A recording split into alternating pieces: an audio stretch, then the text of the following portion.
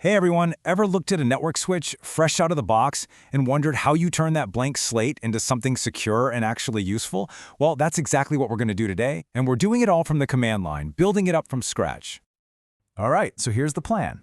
We'll start with a clean slate, check out what we're working with, do some basic setup, look at how it handles addresses, and then, the fun part, really lock down the ports.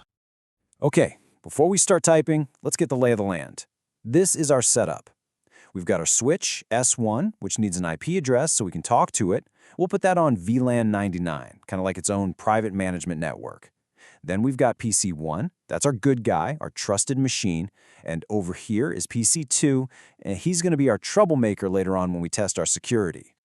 All right, let's get started. Part 1, out of the box. You know, the absolute first thing you have to do, no matter what, is make sure you're starting fresh. You have no idea what configuration might be lingering on a device, so we got to wipe it clean.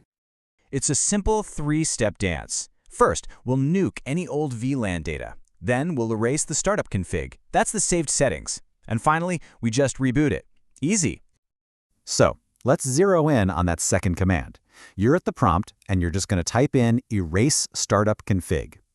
This command goes right into the switch's permanent memory, the NVRAM, and just poof, wipes out the file it uses to boot up. And this is the message you're looking for. Erase of NVRAM complete. Perfect. That means the old config is toast. We officially have a blank canvas to work with. Okay, now that it's clean, what's next? We need to check its vitals. Before we start building our own configuration, let's take a peek under the hood and see what a factory default switch actually looks like.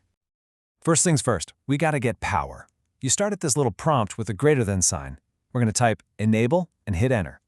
This basically gives us admin rights, letting us go from just looking around to actually making changes. And see that? The prompt changed. It went from that greater than to a hashtag.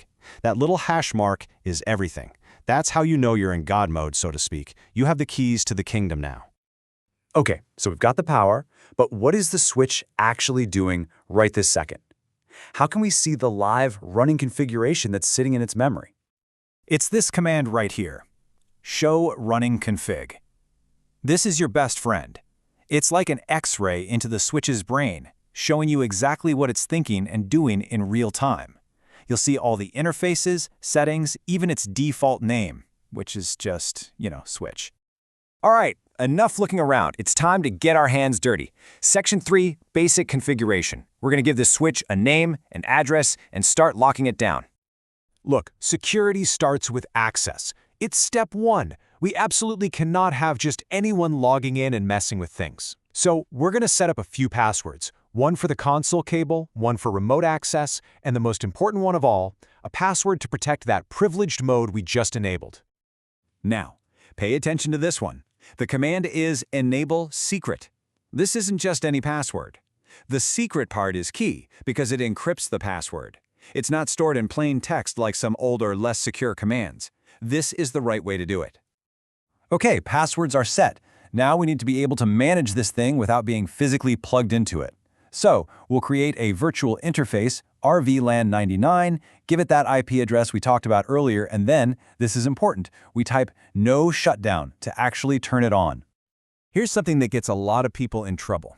Everything we've done, the name, the passwords, that IP address, it's all just living in the switch's temporary memory. It's volatile. If someone trips over the power cord right now, poof, it's all gone.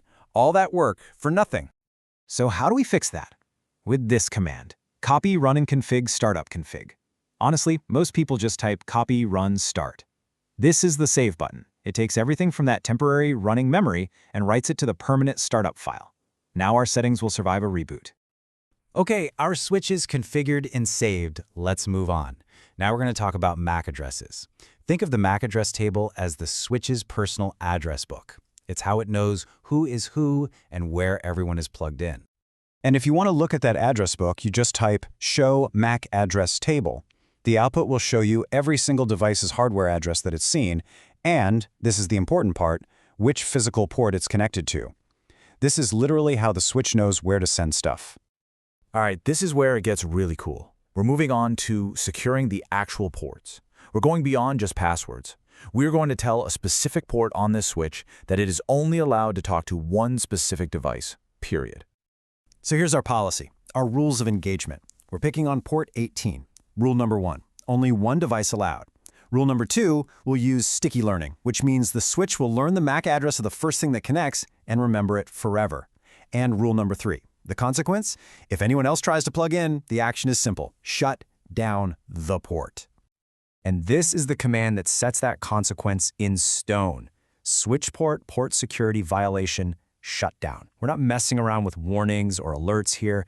This is the nuclear option. If you break the rule, the port goes dead. Instantly. So let's try it. We unplug our good guy, PC1, and we plug in our rogue machine, PC2. And bam, look at that. Instantaneously, the switch reacts. We get a message on the console saying, the interface is now down. It worked perfectly. The port is disabled, the intruder's locked out.